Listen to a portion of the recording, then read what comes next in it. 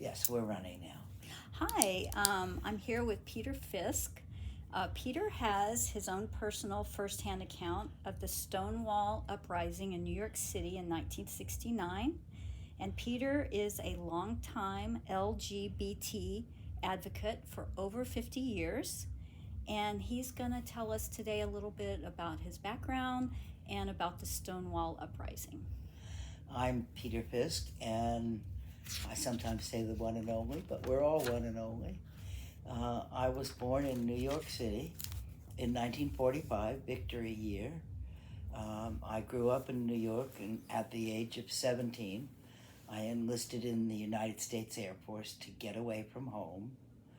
I was stationed in Texas for basic training, and then I took technical school in Biloxi, Mississippi, which at the time was segregated. And my best friend there, Andre Adams, who was a man of color, it was very difficult for us. And then when I was discharged from the service, I went back to New York in 1964 and lived there for 2 years, and then moved to San Francisco in 1966 with Andre, and we met two other friends who were in the Air Force in the San Francisco area. And we had a little family, four of us, two Mihos, Andre, and me. And the in 1968, I did. I was going out to a nightclub, an after-hours joint in San Francisco, and it was an era of drug freedom and sexual freedom, and I participated with a little too much drugs and a little too much freedom. So I moved back to New York for about 7 months, from December of 1968 till June of 69. And all that time I was going to Stonewall with my three friends. And we were staying at Andre's mother's house in East Orange, New Jersey, in the family room. Christine is now, she just died at 92. And we went to the Stonewall every weekend. And so that's the basics of my history with Stonewall. But I have been and continue to be an LGBT activist. I was with ACT UP in the 1980s. I was arrested at a marriage equality lie-in in San Francisco in 2009. I continue to be active in the LGBT community and in the leather community. And at 78, I'm alive and well and very happy to talk with my friend Francine, who has a connection to the love of my life, Coulter Thomas, which we'll do a whole separate interview on. But this interview, we're talking about my early life, early LGBT years, and particularly the Stonewall Uprising in June 1969. So let's get to Francine's first question. What do you got? Well, what I'm curious about, because you were going to Stonewall before the uprising, so how many times or how often were you going to it was a bar, is that The right? Stonewall was a bar on Christopher Street in New York, and we were staying in East Orange, New Jersey, and there was a Port Authority Trans-Hudson train that took us to about 3 blocks from the Stonewall, and it ran all night. The Stonewall was an after-hours club that opened at midnight and was open until 6 to 8 in the morning, depending on the crowd. And it was the most diverse place, the most diverse bar I've ever been in before or since. It is still open. It's now a national historical monument. It's still a gay bar. And we went there every weekend on Friday and Saturday nights, and sometimes Sunday night, because I was working in the financial district in New York. and the other three were not working. Well, Andre worked part-time. The two Mijos didn't work at all. They had just been discharged from the Air Force, and they had some savings. And Bobby Mendes had family in Nantucket, and Roberto Landin had family in Pomona. And so we went to the Stonewall probably in that 7-month period at least 40 times. And I was in the bar 3 times when it was raided by the police. And that kind of makes me a Stonewall veteran, but I want to be totally upfront that while I knew lots of people who were in the riot, I was not. I moved back to San Francisco about 4 days before the Stonewall riots, which took place on the night of June 26th, June 27th, 1969. And we'll talk extensively about what happened. Okay, and so you left right before. Did you hear from friends who were there for that uprising? Yes, I did. I heard from one injured friend, Paul, he was violently beaten by one of the police, and then thrown to the ground, and they broke his arm and his leg, and his ankle and his arm, and he went to St. Vincent's Hospital on his own. And it's an interesting story because he was being treated, and they put him in a room, and a gay nurse came in and said, "The police are going floor to floor. You need to leave here because you will be arrested." And they had injured him, and then they were going to arrest him. He got away and left the hospital. He'd been treated enough that he was okay. There were police injuries too. There is a very good PBS program about the Stonewall uprising that's not too far in the past. And the police captain who led the raid the first night apologized to the whole LGBT community. He said, "We didn't know any better." And they didn't know any better. In 1969 in America, there was an immense amount of homophobia. There was an immense amount of racism.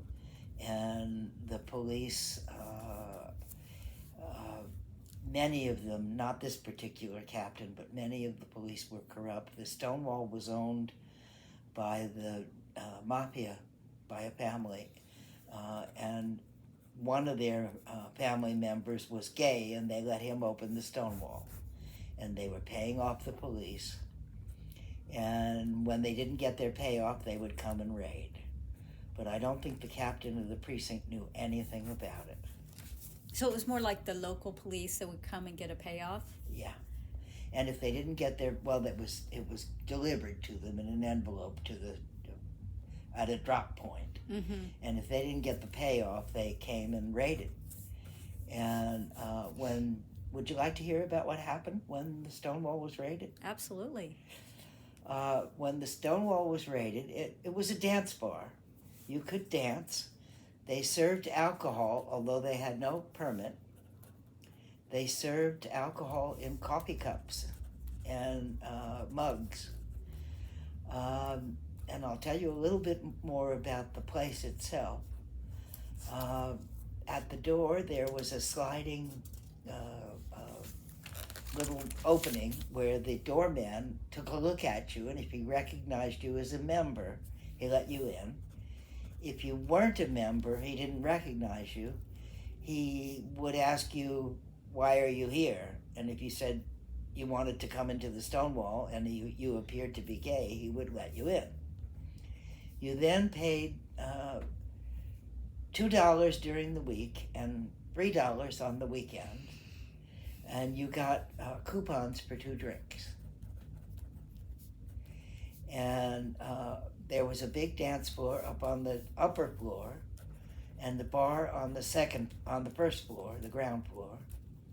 And it was a fairly big space. The National Monument is only half of the space. The other half became a beauty shop. And the capacity of the place was at least 600, 300 a floor, and it was often quite full. And the crowd included hustlers, sex workers, drag queens, people of color, Latins, lesbians, leather men, leather women. That's what I mean when I say how diverse it was. But it was mostly a young crowd. In many cases, not old enough really to legally drink. Okay. Street people who were 16 or 17 had been thrown out of their homes and were keeping body and soul together in sex work. And the only fights I ever saw in the Stonewall were police brutality when they came in and raided. And the procedure was they would come in and they would never announce that they were there, but the bar staff, as soon as they saw him, would turn up the lights full blast and the music would stop. And then the police would announce, NYPD, this is a raid, and tell us that we could not leave until we were released. And they would check IDs, and if you were dressed in women's clothes but you had male ID, you had to have 3 items that matched your identification.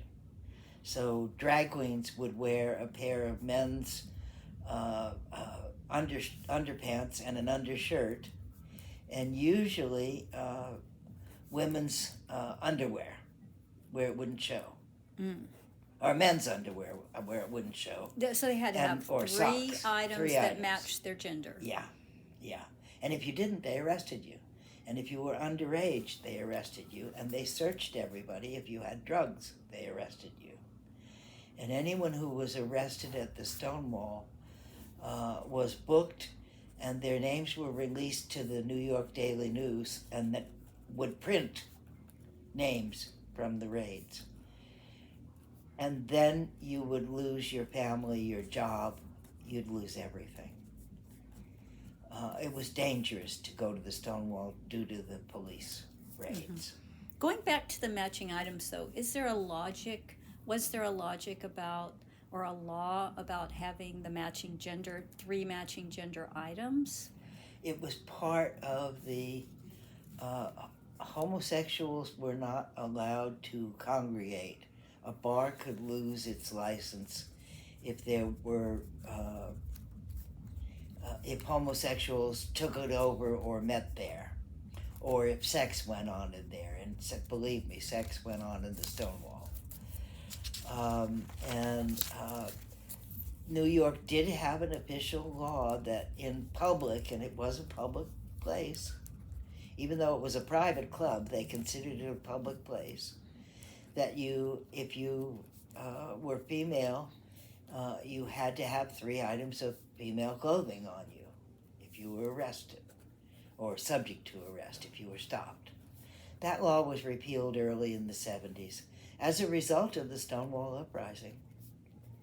Okay. Did they have the same issue sometimes with women dressing as men or in leather and Not things often. like that? Not often. They more enforced men dressing in women's clothing, and there were quite a few in the Stonewall. Mm-hmm. And there were what we call now transgender people who had not transitioned yet, and who referred to themselves as drag queens. 2 of the most famous people at Stonewall, and I knew them to speak to and maybe take coffee with, Marsha Johnson and Sylvia Rivera.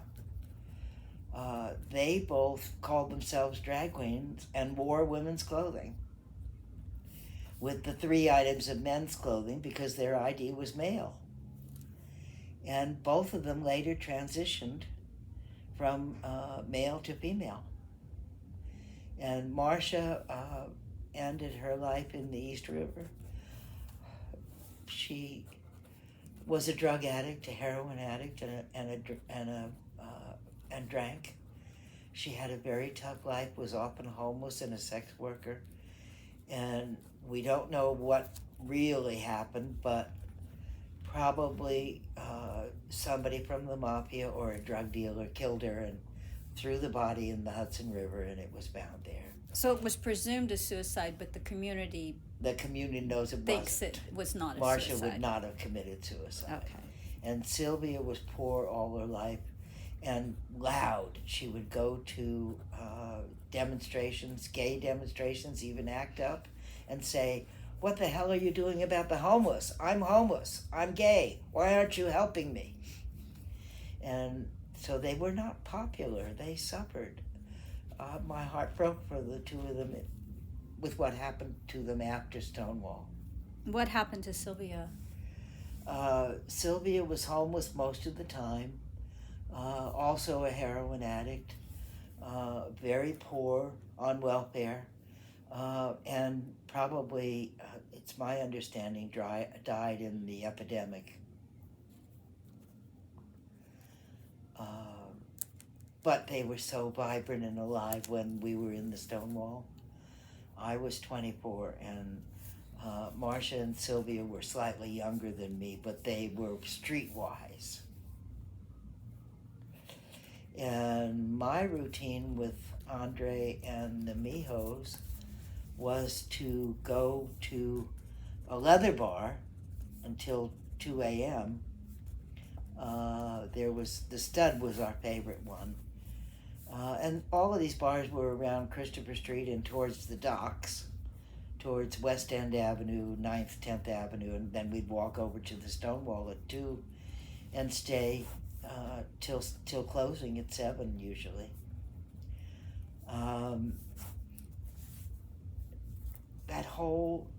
There was a blossoming in New York of the sexual revolution in 1967, 68, and up until Stonewall. And so Christopher Street was the heart of the neighborhood. Mm-hmm. Then, and even now to a certain extent, the Stonewall is still open. Mm-hmm. And so it was very vibrant all night. Well, what's your next question? Well, I was surprised when you told me how large it was. Yeah. It's big. The capacity was about 300 per floor. It was big. And it also reminded me, talking about that diversity, that there is a documentary on Studio 54. Yeah. A very good documentary. Yeah. And it was made sometime in the last 5 to 10 years. Yeah. But I was struck by, even though I'd heard a lot of stories about Studio 54 and seen photos, but I was struck by the fact that they pointed out how diverse it was. Yes. But it seems like Stonewall preceded that Studio 54 with that diversity. The other gay bars and leather bars in New York were not diverse. Mm-hmm. You didn't see a lot of men of color in the Eagle or the Stud, the Mm-hmm. leather bars. Mm-hmm. You didn't see street people in the uptown middle class and upper class bars. They'd throw you out. And so the Stonewall was different. Everybody was welcome. And mostly it was lower class and very young. People who had little or nothing to lose, who were battling for their lives on the street. And perhaps that's a big part of the diversity, is that Yeah. it's like we're all in this together. Yeah. We're all struggling Yep. in various capacities, whether financial or the And I was identity as recovering gay. from addiction in San Francisco and working and with my friends, and they were recovering from the excesses of the hippie era in San Francisco, Mm-hmm. with this wonderful, wonderful period of just pre-Stonewall. And we were a family. There was so much love and kindness in that bar and in that place. and with those people. And to have police come in and raid that bar and take our loved ones, our brothers, our sisters away was bad enough. And it finally reached the breaking point the night of the riot. But if you ask me, I'll tell you a little more about that. Okay. Now that we've covered the bar itself. Right. I might have one more question about the bar. In the prior raids, because you weren't at Stonewall that exact night, but you had been there many times. The last one was a week before the riot. A raid that you were there? The riot was Saturday, June 26th, 27th. Mm-hmm. A week before, I was in the bar when it was raided. And that's what made people so angry, that there was another raid the next week. Mm-hmm. Were you ever arrested in these raids, or did No, you just... I was white. Mm-hmm. I had ID. I was not underage. Mm-hmm. I wasn't doing drugs. Mm-hmm. And the police would look at my ID and they'd say, you can go and release me. Mm-hmm. They took a little longer with Andre as a man of color, but he had good ID and he didn't do drag then. He had done it previously. Mm-hmm. And the two Mijos, same thing. They had ID and were not underage, and they weren't very extremely effeminate. That might get the police to harass you and find a way to arrest you. Mm-hmm. But it still had to be stressful when you were being apprehended as to what might happen next. The whole next. process took about at least an hour, usually 90 minutes. And the night of Stonewall, they came in at about 1 o'clock. And the riot happened about 2:30 to 3 o'clock. From what you understand with the history of Stonewall and the people you knew who were there, what was different about the night of the uprising? Was there a distinction in what was happening or how they were treated? Do you want the truth or what the story is? I'd love the truth. Well, the story is that Judy Garland had died, and it was her funeral the day before the uprising. Okay. And it was hot. That's very true. But the true story is that the police had been raiding Stonewall every couple of weeks. And the people who were in the bar, the family, the Stonewall family, were getting more and more angry at the almost constant police raids every couple of weeks. And always on Saturday night, the busiest night. And what was different about that night is that they arrested a larger number of people. This is what I've been told. And the spark that set off the whole rebellion was when they started to take people they had arrested out to put them in the police wagons to go to jail. And we don't know for sure which drag queen it was, but she was being arrested for not having 3 items of men's clothing and was in full drag. It was not Marsha Johnson or Sylvia Rivera, because they both said, Marsha said, I was coming down from a drug high and I was drunk and asleep on a park bench a couple of blocks away. And Sylvia said, I had come down from a speed run and I was definitely not there, but history gets changed, and they argued that they weren't there, but people said they were. We think it was Storme Delavery. How do you spell that? Storme, Storme, D-E, and a capital L, Lavarie. It was probably Storme or one of the other drag queens, and she got away from the cops just before they put her in the wagon, and she screamed at the crowds, "Why the hell aren't you doing anything about this? Are you going to let them just do this to us? Why don't you fight back?" She said that right before she ran? just as she ran. Okay. And the crowd started to throw pennies and change. Mm-hmm. And then they threw whatever they could pick up. And it got so bad that the police had to go inside the bar, lock the doors, and call for help. They were hiding in the bar. The police were hiding in the bar. The arrestees, most of them got away for a time. Some of them were brought back into the bar. And the riot commenced at about 3 in the morning, 2:33 in the morning. And the police were afraid for their lives for a little while. Some of the police were injured outside the bar before they could get inside.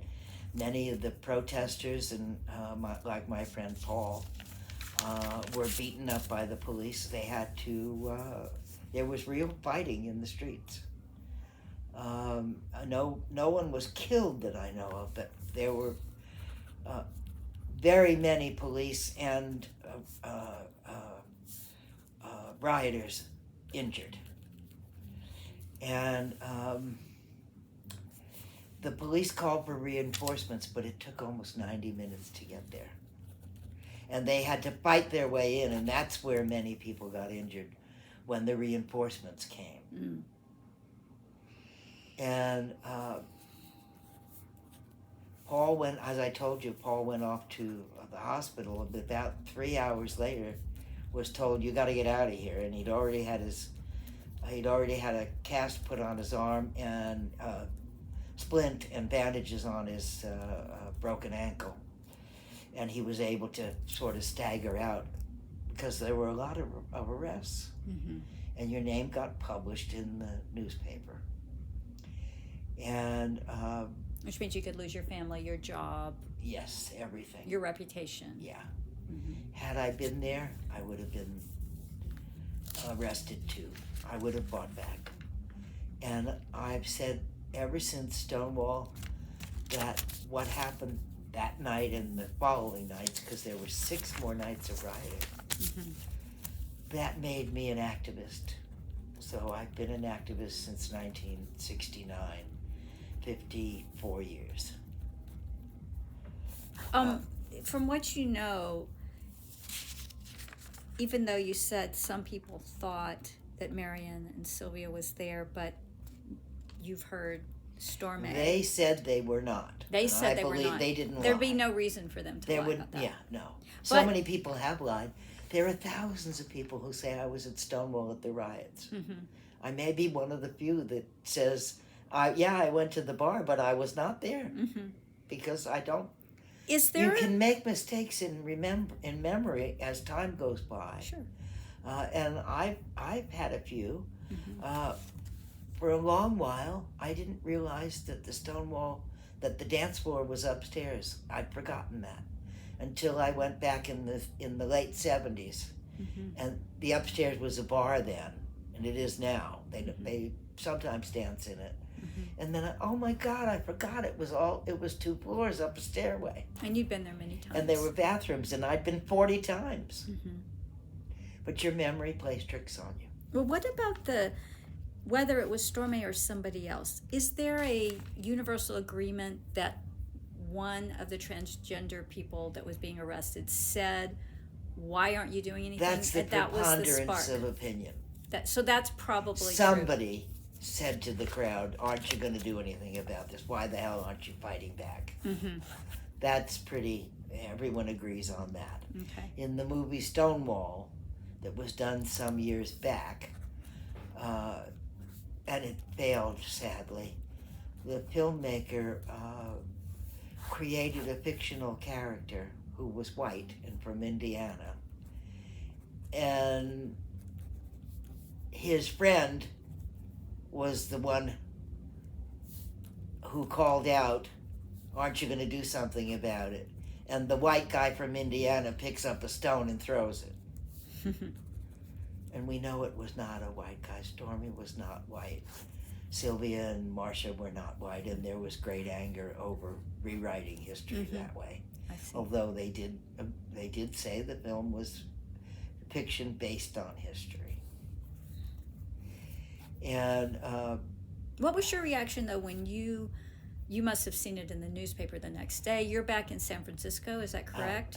Or you were in East Orange? We were on the way to San Francisco on the road, and I saw the New York Times in Joplin, Missouri. I saw the New York Times from the next day or the second day.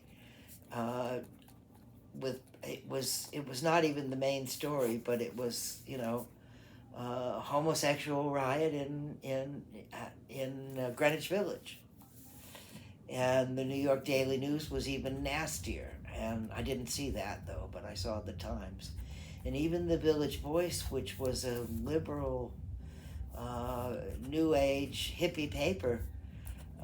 Their reporters were very homophobic.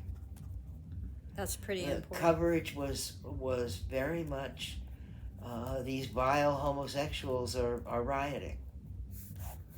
And I saw that, and I knew it was going to blow up at some time. And I'm glad it did. It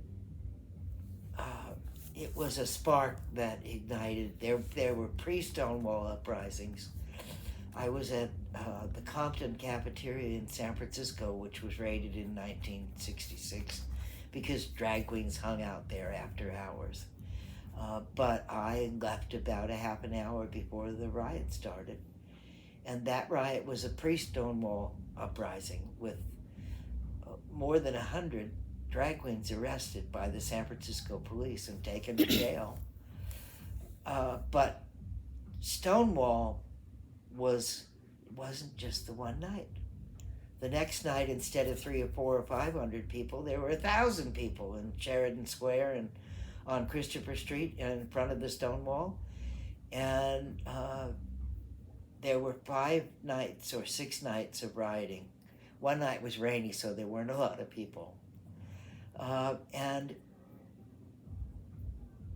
that and the creation of the Gay Liberation Front. The Gay Liberation Front was created in the summer of 1968, but after Stonewall it blossomed. Many of the Stonewall regulars were members of Gay Liberation Front. I wasn't a member, but I went to meetings and things. And Gay Liberation Front was giving out literature at the Stonewall even before the riots.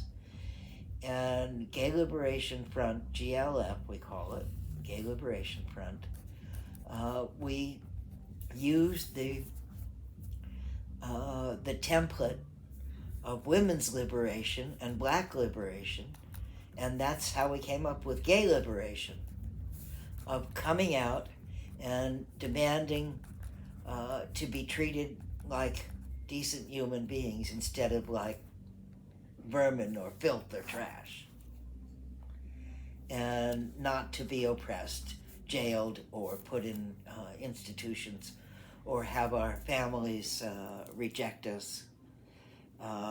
This is the most basic result of Stonewall, but it also created the whole activist movement in LGBT life that continues today. We have so many problems for transgender individuals, for people who do drag, and we continue a struggle for our equality. It could be taken away at any time if this country goes fascist. And so that's a basic thing about Stonewall, but I'd like to talk a little more about the results of Stonewall. So ask me something about that. Okay, just one more Stonewall itself sure. question. When it went on for 4 or 5 nights, was there a specific reason it didn't continue the momentum, or people got their anger out, or... They started to have meetings instead of riots. Mm-hmm. Gay Liberation Front organized a meeting, others organized meetings, and they started to organize gay liberation movement and activists to legally fight back, to politically organize, and to change the system that had created that riot. Which is kind of what you had told me. I'm just saying there wasn't like a specific event. They found other ways to fight back and other ways to end the oppression by organizing. A riot it's not organized. Mm-hmm. Nobody organized any of those 5 nights of riots. They simply happened. Mm-hmm. But about the third or fourth night, there was a realization that we need to start having meetings and we need to start creating organizations. And Gay Liberation Front took the lead on most of it, but there were others. Mm-hmm. And there were others all the way through. I was very active with ACT UP in the 80s. And was almost arrested several times at ACT UP demonstrations. And there's a picture in my book, My Leather Life, later years, of me holding up an ACT UP sign in 1990. And there was an AIDS conference, and we blocked the doors. And then when that didn't work, Cleve Jones was in charge of the demonstration, and we'd been trained in nonviolence. We had training for 3 hours the day before. We blocked the doors, and when that didn't work, Cleve said, let's go over and shut down traffic on Market Street. And I took over a cable car with about 20 other people, 20 other LGBT people, and we told all the riders that they had to leave, that we were taking over the cable car, and it was not going anywhere, and it was at the Powell Street turnaround at Powell and Market, and we shut down Market Street at Stockton and 4th, all the way up for about 3 blocks at rush hour, and people were really angry, and ACT UP closed the Golden Gate Bridge once. We threw fake blood on people in the medical area who were not doing anything, and on government officials. And that has to do with AIDS. Yes. Okay. We had to fight for our lives. And we were fighting for our lives at Stonewall, too. So I want to tell you a little bit more about the aftermath. I was back in San Francisco, and I went to a couple of GLF, Gay Liberation Front meetings that summer and fall, and we planned our first gay freedom marches. We didn't call it even Gay Freedom Day then. We called it Gay Liberation, and the first big marches were a year after Stonewall, and they'd spent months organizing. And the first anniversary of Stonewall, the march in New York had about 20,000 people marching. And in San Francisco, we had 1,200. And we marched down Polk Street to Aquatic Park, where we had a picnic.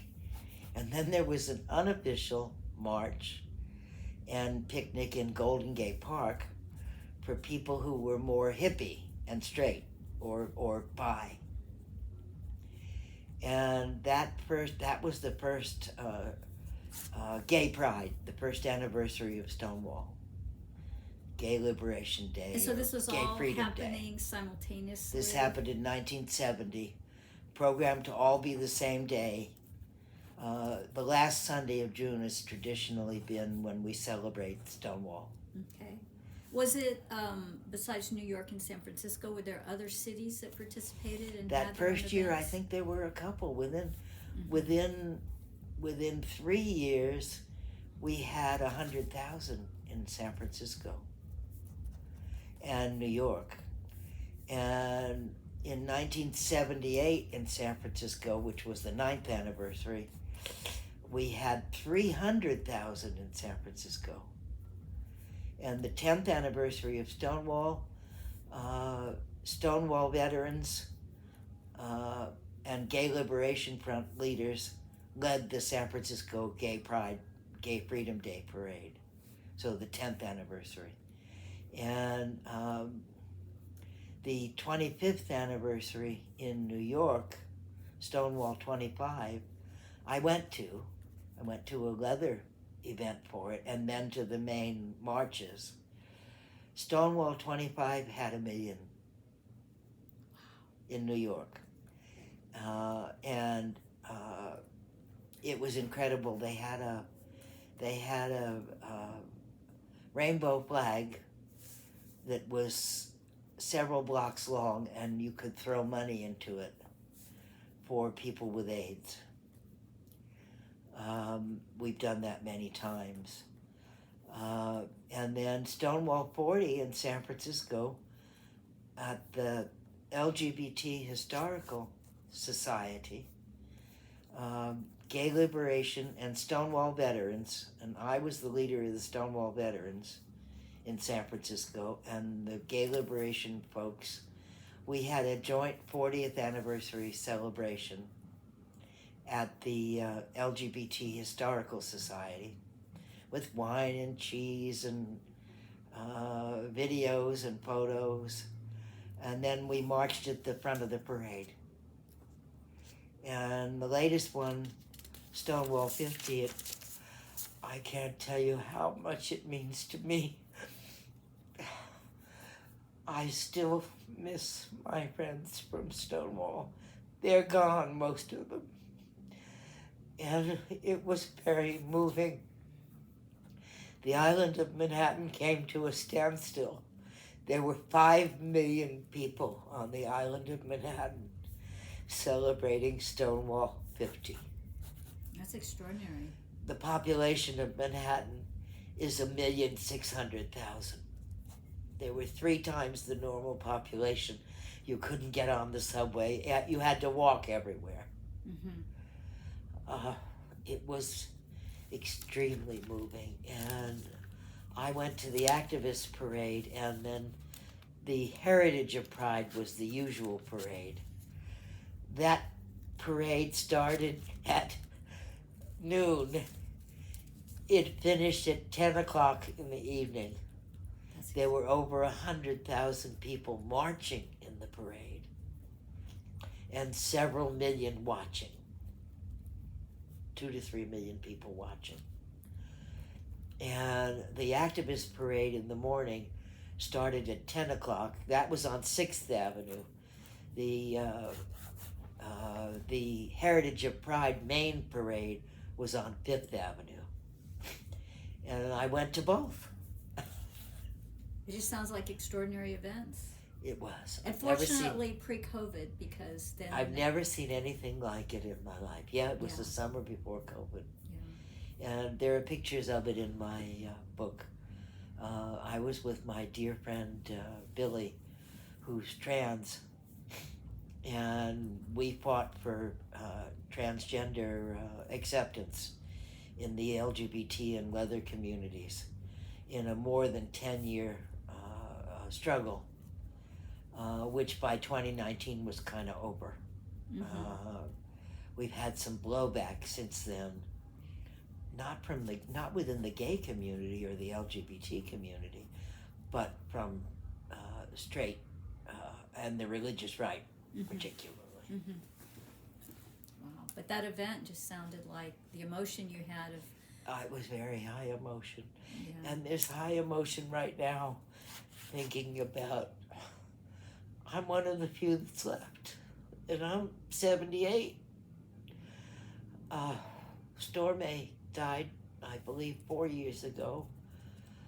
Marcia and Sylvia died in the, I believe in the 90s, maybe a little later. And we were very young, but AIDS, addiction, drug addiction, AIDS, took away so many. And that time is now, for me, I can see their faces. I can feel the emotion I felt when I was with them. And even though I know they're gone, they're with me. They're in my soul, they're in my spirit, they're in my heart. And I hope that in every LGBT person's heart, for what Stonewall did in bringing us to a point where we would not stand for oppression ever again. And when I look around and see the diverse community now, I see I'm particularly familiar with Southern California and San Francisco, California in general, and with New York and the East Coast. There is a broad acceptance no matter what your interest is. And that is what the spirit of Stonewall really is. Diversity, acceptance of everyone, no matter where you come from or who you are. It's accepting each other. It has a basis in hippie. We're almost about 45 minutes. It has a basis in the hippie era and the gay, women's lib and black lib movements. First you accept each other and come out, and then you start saying, no more oppression, here's what we're gonna have. There were demands, and gradually the acceptance, for instance, that I see for people of color in the LGBT community is so much better than it was in the 60s when I came out. The acceptance of, in the Stonewall, we were accepting of women. There were lots of lesbians and lots of bisexual women in the Stonewall, and they were all accepted.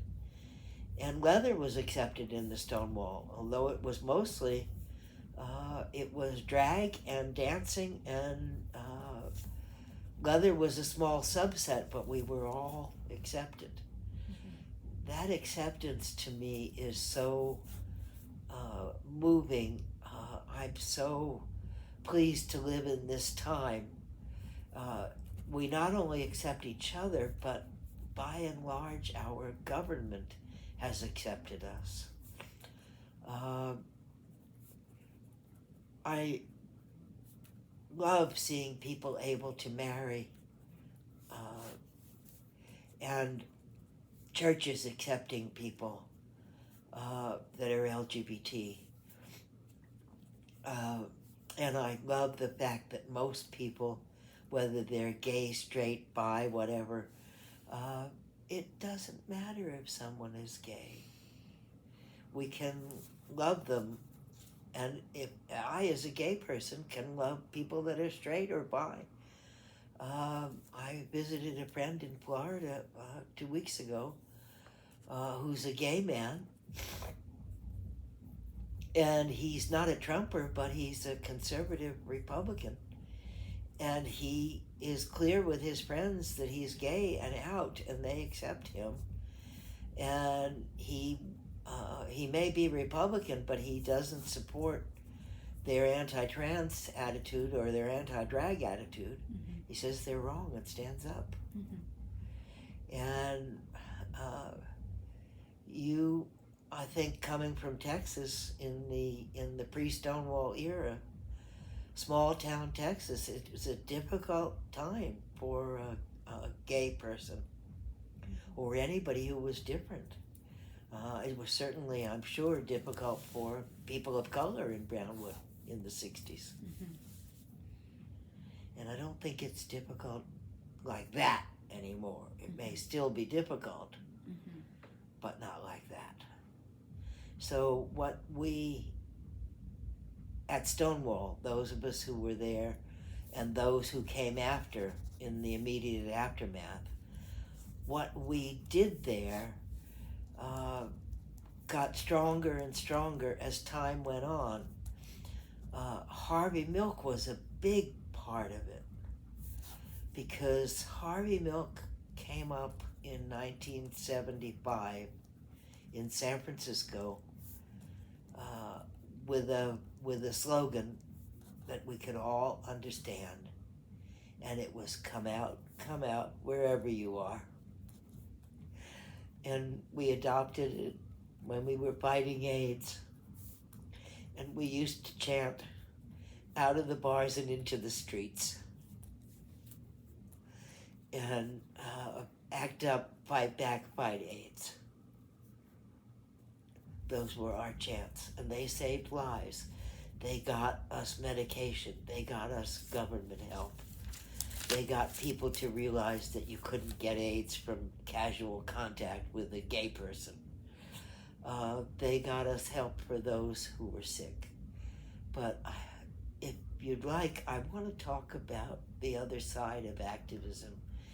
Not the demonstration side, but what happened during AIDS in San Francisco.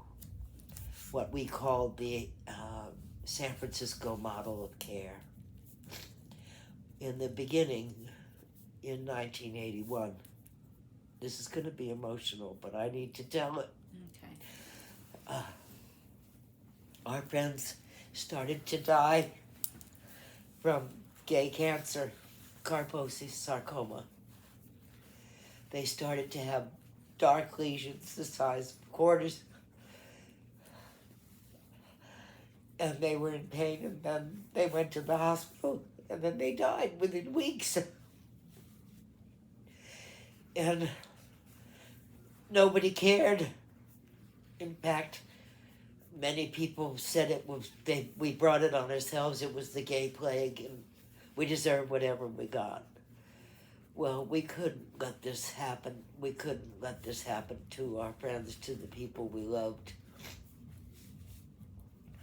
I couldn't let it happen to my friends and loved ones. And yes, they died, but we did everything we could for them. In the very beginning, in San Francisco, AIDS patients, they created a special ward at General Hospital for AIDS patients, Ward 5B. It was created by early in the fall of 1981, so less than 6 months, because there were already hundreds of cases, a few hundred, and a very sweet lady named Rita Rocket, who's still alive,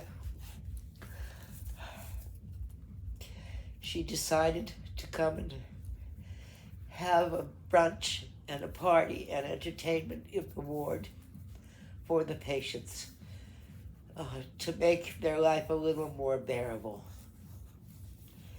And my dear friend Alan Selby organized the Godfather Service Fund to provide televisions, phone, special phone privileges, toiletries, pajamas, robes. And Alan went and massaged the dying patients 3 times a week. He was truly a saint. I couldn't do that work, but I could raise money. And the first couple of times that I went to the hospital, I made it through, but then I cried and cried. And I said to Alan, I can't do this. And he said, well, then do what you can do. Organize events, raise money. And that's how I met Coulter Thomas. Godfather Service Fund was founded in 1982, and so was the AIDS Emergency Fund. And AIDS Emergency Fund has raised over $35 million for AIDS assistance. We kept people in their homes. We got them home to see family. We got them care. And at first we had no government money. We just did it through fundraisers. contests, bar nights, dinners. And the first year we raised about $100,000, and that was a lot of money. And it was pretty much. Because this was early 80s. This was 1982. That's a lot of money. The second year of HIV in San Francisco. And by the way, HIV killed 30,000 people in San Francisco, about 27,000. And the community was only 75,000. So I've been through a situation that killed a third of everybody I knew, or more. In 1983, Alan Selby, who was on the board of directors and was one of the founders, they decided to start contests. Mr. So-and-so, Ms. So-and-so, Leather Daddy's boy, Mr. South of Market, Mr. San Francisco Leather, Ms. San Francisco Leather, and they were all fundraisers for AIDS. Mm-hmm. And September 5th, 1983 was the first San Francisco Leather Daddy's Boy contest. And one of the judges was Colt Thomas, who was international Mr. Leather since May, so about 3 months. Okay. And he was a judge, and he brought his partner, Charlie Smith. It's the only time I ever got to meet Charlie. And there was a gay porn star named Al Parker, very famous, one of the most famous. They were all judges, and I was asked to work that day. I collected $8. You got food and all the beer you wanted. Beer bust, we called it that. Later, beverage. And we raised that day, I believe it was $8,000, which was a very lot. And there were hundreds of people stuffed into the San Francisco Eagle Bar, which is now a city monument, and it's still a leather bar and a gay bar, and it's heart of the leather district in San Francisco. So it's still open, but it's also still a open. monument. Yeah. And there were so many people that they had to interview the contestants on the roof of the bar. Mm-hmm. And then they brought them down after the interviews to the stage, and it wasn't easy. Mm-hmm. And once I got relieved at the door, I went inside. Believe it or not, I was already in love with Coulter from seeing his picture. And meeting him was so very different from just his picture. And I was with Alan Selby and his partner Peter. They operated Mr. S, the leather shop in San Francisco. Alan passed away from AIDS, and so did Peter, and so did Coulter, and so did Charlie. And it was in the middle of all this horror, there was beauty. It was one of the most beautiful days of my life. It was the best day of my life in the middle of the worst time of my life. And I knew Coulter was with Charlie and very much in love with him.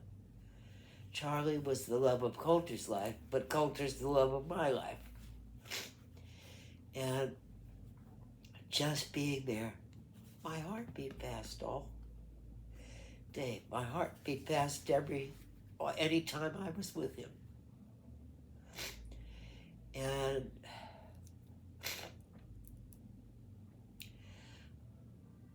that was just one of innumerable events.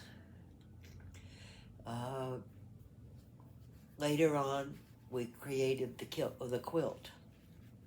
Cleve Jones created the quilt. There are quilts for Coulter. There's a quilt for Charlie that Coulter made. you can find that there's an index of all the, if you put in the names, they show it to you. And when he first came to San Francisco after Charlie died, we went to see it. The quilt was spread out at Moscone Center, took up the whole floor, and because Coulter wanted to see his panel for Charlie. And then I created a panel for Coulter, but it's one of 4. He has 4 panels. We didn't want their names to be forgotten, and they're not. Coulter's remembered, Charlie's remembered, Alan Selby's remembered, Al Parker's remembered. All those loving people who died, they're not lost. Their memories will go on. I remember them personally, but others will remember their stories. And the great heroic deeds of not just the San Francisco community. What we were doing was also happening in New York and Los Angeles and London. Arrived a little later, maybe. And I personally think that what happened during the struggle for AIDS caused us to become more aware that we had to do better, even more. We had to not just not be arrested, we had to have full equality. And the sadness of losing so many people all over America and all over the world brought us to a realization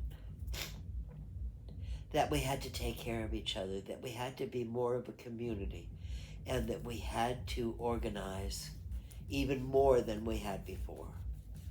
And we got the Ryan White Act that is still in effect today. And we started to demand marriage equality, ability to serve in the military. And by and large, we've won most of that. What we're suffering now is a little bit of a backlash. It started with our first election of a man of color as president. And it didn't happen during his term, it happened afterwards. And I'm very frightened for the future now, very frightened. But we can't let it stop us. We Stonewall girls are very strong. We had a song, we are the Stonewall girls, we wear our hair in curls.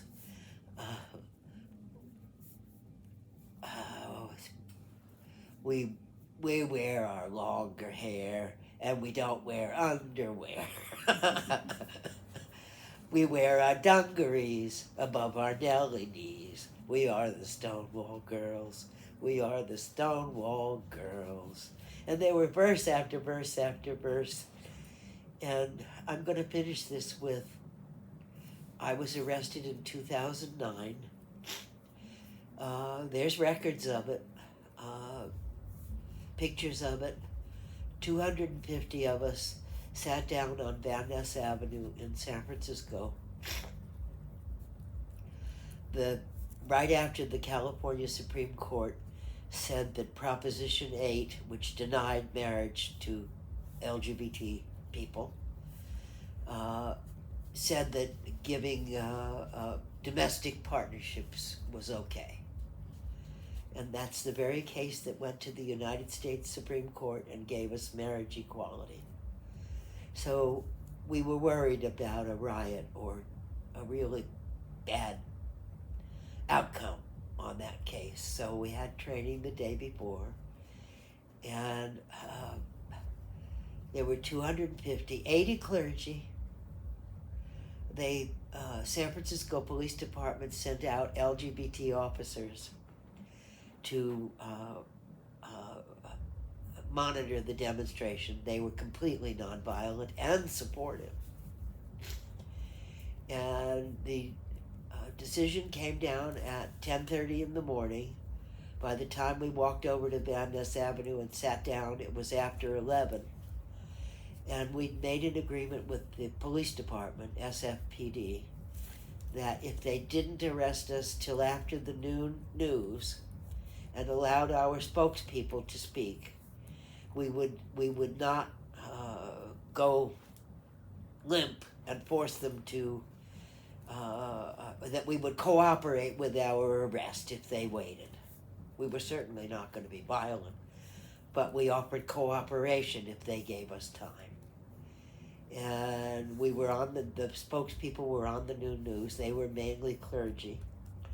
I was on the street trying to sit with my knees up or just hands back, but I was 64 years old. I was one of the oldest people there. Mm-hmm. And I was very proud of myself and having fun. But I could hardly stand sitting there. And so I motioned for one of the demonstration leaders to come over and said, "Can I be arrested with the clergy?" He said, "Are you having problems?" I said, "Yes." So they'd only arrested maybe 10 or 15 clergy, and they arrested me the next. Okay. And this SFPD sergeant came over and pulled my hands behind my back, and he pulled out plastic cups, Mm-hmm. you know. And I turned around and I said, for me, you could at least use metal handcuffs. And many of my friends were gay cops and leather cops. Mm-hmm. It broke them up. They just it was really wonderful. Mm-hmm. And Kind then of broke the tension a little bit. it broke the tension, and they're still telling the story of how Daddy Peter demanded metal handcuffs. Okay. And they put me in the paddy wagon in a front section, just myself. And some of the clergy were right behind me in the big section, about 12 or 14. Mm-hmm. We all got out of the plastic cups right away as soon as they closed the doors and went to arrest other people. We were maybe the third paddy wagon, 15-ish people in each one. And we waited quite a while there, so I taught them to sing "We Are the Stonewall Girls." Oh. And we sang songs, and we talked with each other, and it was about 90 minutes before they drove us to the Hall of Justice and processed us. But that was the first and only time I've ever been arrested. It was close a lot of times. Mm-hmm. It was close during ACT UP. It was close twice with ACT UP. It was close in 1974 or 73. I was with Gay Liberation Front at demonstrations at Pacific Bell in San Francisco because they wouldn't hire gay people, and if they found out you were gay, they fired you. And we demonstrated until they agreed to hire gay operators and keep people who were gay. And then we fought to get the state law it had been changed. Abolition was, Willie Brown got that in California in 1965, before Stonewall, Wow. or 66. But there was no protection, no job protection, no protection under the law for employment or rental or anything. And we demonstrated at Pac Bell because they fired all their gays, wouldn't hire anybody who was visibly gay, and we got them to change, and then the whole Bell system gradually changed within a couple of years. And within about 2 years, most of the operators were gay men because they were good at it. Mm-hmm. And they couldn't have worked beforehand. Wow. And then right after that is when Harvey Milk said, come out, come out. That the only way to really win our rights was to be visible. And so Harvey was elected in 1978, and sadly, a year later, killed by Dan White. And I'll finish with that story because a demonstration was organized in the afternoon, and Harvey was dead, and the mayor was dead, and the city was angry and in mourning. And I got off work at 3, and I knew there was a demonstration, and I had a bag full of pots and pans and spoons. And we marched through the financial district just as they were letting out work. And we chanted, he got away with murder. He got away with murder. And that demonstration ended, but as soon as it got dark, it was November, there was the big demonstration at City Hall called the White Night Riots. Okay. And I was there when they banged on the doors. I'm not visible. I was a little bit back, maybe 100 feet, but I could see it very well. They banged on the doors at City Hall, and there started to be fights and police brutality. And just as I was leaving, they started to set police cars on fire. And that riot went on all night, and at about 2 in the morning, a whole squadron of SFPD officers went to Castro Street and terrorized people coming out of the bars to fight back. But that changed everything. After that, my friend that I went to see, who's a San Francisco police officer retiree, was hired 6 months after the White Night Riots. He was in the first class of LGBT, where LGBT were allowed, where you weren't put out or not taken. And there were gay firemen. And the whole city life changed because not only had we rioted, but we had expressed our political power by electing Harvey Milk the year before. And they couldn't take that away from us by killing him. And they'll never kill the spirit of Stonewall either. I am absolutely sure of that now, 54 years later.